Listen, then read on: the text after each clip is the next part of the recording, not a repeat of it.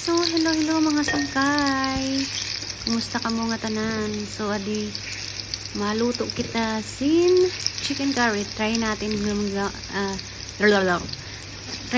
magluto ng chicken curry kasi request niya from na mag chicken curry. Try daw niya kung ano ang lasa ng aking chicken curry. So, ayan. So, usually kasi yung kanyang natitikman ay Indian chicken curry. So, ayan.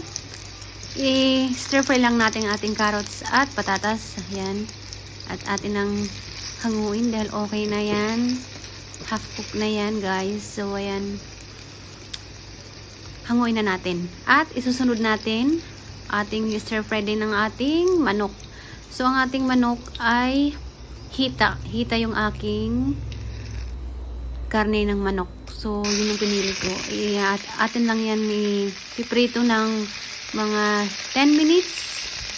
At yan po ay akin ang ibinabad kanina sa paminta at chili flakes powder pala, tsaka yogurt. Sobrang bango, guys, pag pinirito mo ganyan. Ang bango kasi siguro sa yogurt.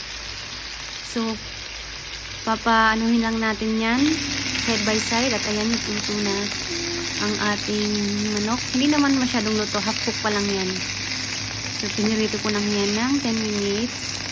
At pagkatapos na nga pala nyan, isusunod natin ang ating sibuyas. Magigisa tayo ng sibuyas. So, yung mantika kanina, binawasan ko lang kasi marami siya. At ayan, diyan ko lang mismo sa simpan iginisa ang ating sibuyas at bawang.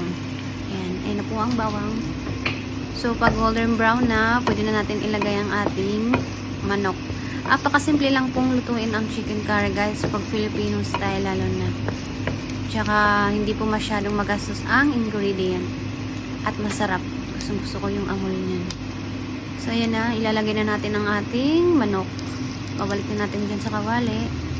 At, pakukuluan lang natin yan. Lalagay natin siyempre ng isang basong tubig. Pakukuluan natin hanggang maluto at lumambot. At syempre tatakpan natin para syempre maluto, diba? So ayan na, kumulo na siya at ilalagay na natin ang ating mga pampalasa. Syempre patis ang nilagay ko dyan, hindi ko nga lang pinakita. Patis, magic sarap, ayan, ilalagay natin yan.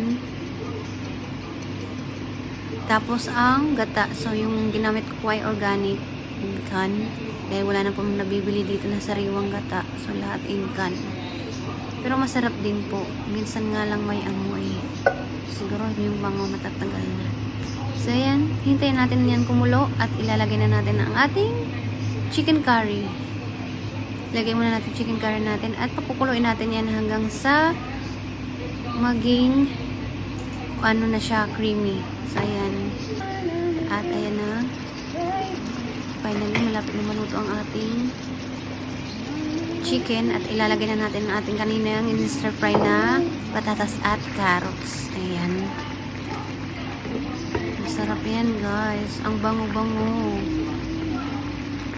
Nakakagutom na yung amoy niya. Ayan.